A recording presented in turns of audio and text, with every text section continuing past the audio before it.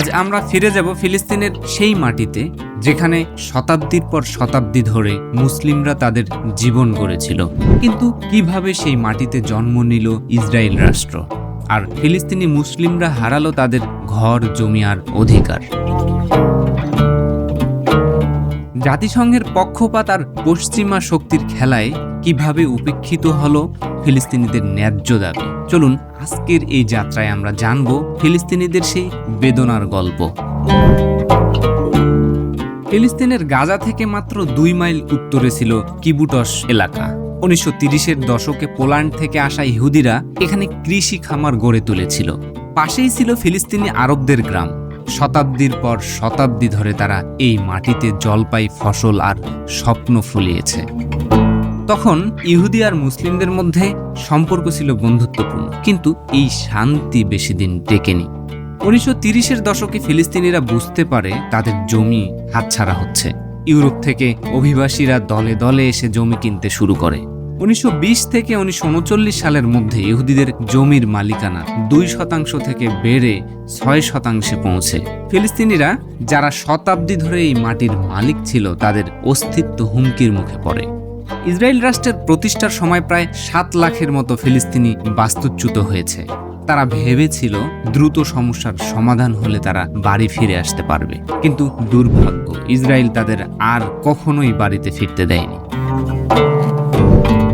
1897 সালে থিওডর হার্টজল জায়নবাদী আন্দোলন শুরু করেন, যার লক্ষ্য ছিল ফিলিস্তিনে ইহুদি রাষ্ট্র। কিন্তু এই ভূমিতে তখনও 90% মানুষ ছিল মুসলিম আরব।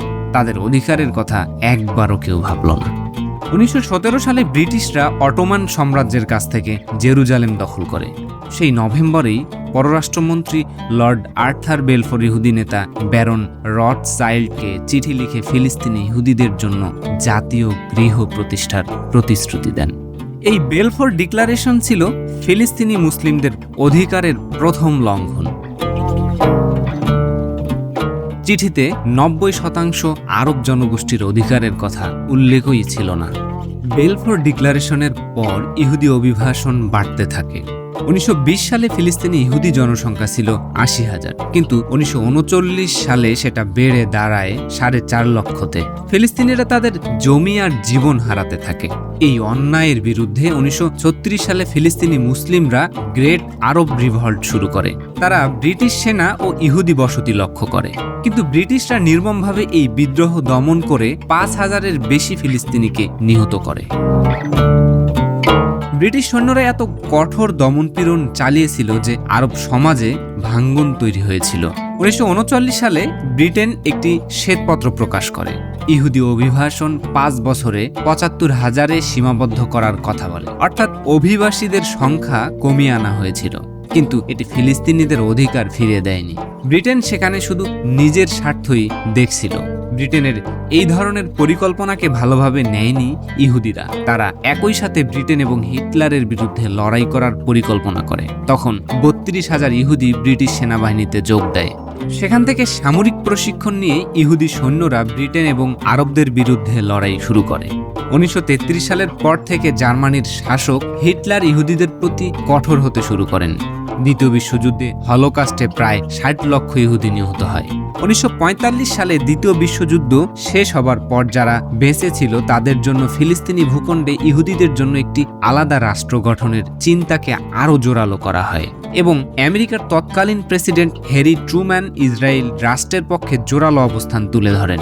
ট্রুম্যান চেয়েছিলেন হিটলারের হাত থেকে বেঁচে যাওয়া 1 লক্ষ ইহুদিকে অতি দ্রুত ফিলিস্তিনের ভূখণ্ডে জায়গা দেয়া হোক। কিন্তু এই মানবিক সংকটের সমাধান কেন ফিলিস্তিনি মুসলিমদের জমি আর অধিকার কেড়ে করা হলো? এদিকে ব্রিটেন বুঝতে পারছিল যে এত বিপুল সংখ্যক ইহুদিদের ফিলিস্তিনি ভূখণ্ডে নিয়ে গেলে সেখানে গৃহযুদ্ধ হবে। এ সময় ইহুদিদের সশস্ত্র দলগুলো ব্রিটিশ সৈন্যদের উপর ফিলিস্তিনিদের বিভিন্ন জায়গায় হামলা চালানো শুরু করে। তখন ইউরোপ থেকে ফিলিস্তিনের উদ্দেশ্যে জাহাজে বোঝাই হয়ে আসা হাজার হাজার ইহুদিদের বাধা দেয় ব্রিটিশ বাহিনী, কিন্তু তাতে খুব একটা লাভ হয়নি। ইহুদি সশস্ত্র গোষ্ঠীগুলো ব্রিটিশ বাহিনীর উপর তাদের আক্রমণের মাত্রা বাড়িয়ে দেয়। তাদের উদ্দেশ্য ছিল এমন একটি পরিস্থিতির তৈরি করা যাতে ইহুদি রাষ্ট্র গঠনের জন্য ব্রিটেন এবং আন্তর্জাতিক সম্প্রদায় দ্রুত সিদ্ধান্ত নেয়। তখন সমাধানের জন্য ব্রিটেনের ওপর চাপ বাড়তে থাকে। এরপর বাধ্য হয়ে ব্রিটেন বিষয়টিকে জাতিসংঘে নিয়ে যায়। জাতিসংঘ ইহুদি রাষ্ট্র গঠনে সরাসরি ও পরোক্ষভাবে সমর্থন দেয়। 1947 সালের নভেম্বর মাসে ফিলিস্তিনের ভূখণ্ডে দুটি রাষ্ট্র গঠনের সিদ্ধান্ত নেয় জাতিসংঘ, একটি ইহুদিদের জন্য এবং অন্যটি আরবদের জন্য। ইহুদিদের জন্য 56% জমি আর ফিলিস্তিনিদের জন্য 43%। অথচ ইহুদিরা তখন মাত্র 10% জমির মালিক ছিল, আর ফিলিস্তিন মুসলিমরা ছিল জনসংখ্যার 2/3। এই সিদ্ধান্ত ছিল ফিলিস্তিনিদের প্রতি স্পষ্ট একটা অন্যায়। স্বভাবতই আরবরা এই সিদ্ধান্ত মেনে নেয়নি। তারা জাতিসংঘের এই সিদ্ধান্তকে খারিজ করে দেয়।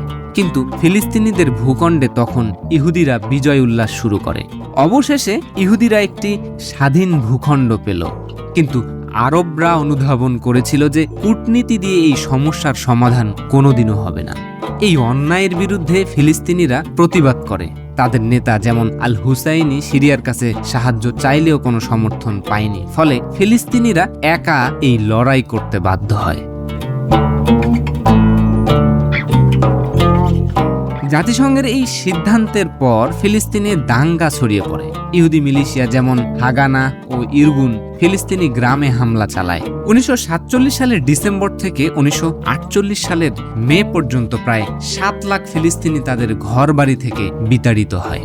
এই ঘটনা ফিলিস্তিনিদের কাছে নাকবা বা মহা বিপর্যয় নামে পরিচিত।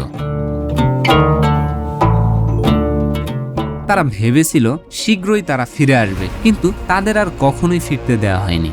1948 সালের 14 মে ব্রিটিশরা ফিলিস্তিন ত্যাগ করে। সেই রাতেই ডেভিড বেনগুরিয়ন ইসরায়েল রাষ্ট্র ঘোষণা করেন। ইসরায়েল রাষ্ট্রের জন্মের ঠিক 1 ঘন্টার মধ্যে আরবরা আক্রমণ শুরু করে। একসাথে 5টি আরব দেশ ইসরায়েলকে আক্রমণ করে। যেসব দেশ একযোগে ইসরায়েলকে আক্রমণ করেছিল তারা হচ্ছে মিশর, ইরাক, লেবানন, জর্ডান এবং সিরিয়া। তাদের সৈন্য সংখ্যা ছিল প্রায় 30,000-এর মতো। অন্যদিকে ইসরায়েলের সৈন্য সংখ্যা ছিল প্রায় 35,000। কিন্তু আরব দেশগুলোর মধ্যে কোনো সমন্বয় ছিল না। তাছাড়া আরব নেতৃত্বগুলো একে অপরকে বিশ্বাস করত না। জেরুজালেম দখলের জন্য আরব এবং ইসরায়েলের মধ্যে চলছে তীব্র লড়াই। ইহুদিরা ভাবছিল জেরুজালেম ছাড়া ইহুদি রাষ্ট্রের কোনো অর্থ নেই। অন্যদিকে মুসলমানদের জন্য জেরুজালেম একটা পবিত্র জায়গা। তীব্র লড়াইয়ের এক পর্যায়ে ইসরায়েলি বাহিনী পিছু হটতে থাকে। তাদের অস্ত্রের মজুদ শেষ হয়ে যায়। সম্ভাব্য পরাজয় আঁচ করতে পেরে ইহুদিরা নিজেদের শক্তি সঞ্চয়ের জন্য জাতিসংঘের মাধ্যমে সময় নেয়। আর কিছু দূর অগ্রসর হলেই মিশরীয় বাহিনী তেল আবিবের দিকে অগ্রসর হতে পারত। তখন জাতিসংঘের মাধ্যমে যুদ্ধবিরতি কার্যকর হয়। যুদ্ধবিরতির সময় ইসরায়েল বেশি সুবিধা পেয়েছিল। তখন চেকোস্লোভাকিয়ার কাছ থেকে আধুনিক অস্ত্রের চালান আসে ইসরায়েলের হাতে। যুদ্ধবিরতি শেষ হলে নতুন করে আরবদের ওপর ঝাঁপিয়ে পড়ে ইসরায়েলি বাহিনী। একের পর এক গুরুত্বপূর্ণ জায়গা দখল করে নেয় ইহুদিরা। তেল আবিব এবং জেরুজালেমের ওপর তাদের পূর্ণ নিয়ন্ত্রণ প্রতিষ্ঠিত হয়। জাতিসংঘের মাধ্যমে আরেকটি যুদ্ধবিরতির মাধ্যমে সে সংঘাত থামে। ইসরায়েলি বাহিনী বুঝতে পারে তারা স্বাধীনতা লাভ করেছে ঠিকই, কিন্তু লড়াই এখনও থামেনি। 1947 সালের নভেম্বর মাস থেকে 1949 সালের জানুয়ারি মাস পর্যন্ত প্রায় 6,000 ইহুদি নিহত হয়েছিল। ইহুদিরা মনে করে তারা যদি সেই যুদ্ধে পরাজিত হতো তাহলে আরবরা তাদের নিশ্চিহ্ন করে দিত। আরব দেশগুলোর মধ্যে পারস্পরিক আস্থা না থাকার কারণেই 1948 সালের যুদ্ধে তারা পরাজিত হয়েছে এবং ইসরায়েল দেশটির জন্ম হয়, সেটি স্থায়ী হতে পেরেছে। ইসরায়েলের জন্ম ছিল জাতিসংঘ ও পশ্চিমা শক্তির সমর্থনে একটি পরিকল্পিত প্রক্রিয়া। কিন্তু ফিলিস্তিনি মুসলিমরা তাদের ন্যায্য অধিকার থেকে বঞ্চিত হয়। নাকবা শুধু অতীত নয়, এটি ফিলিস্তিনিদের বর্তমান ও ভবিষ্যতের বেদনা। আমাদের প্রশ্ন, কবে ফিলিস্তিনিরা তাদের অধিকার ফিরে পাবে?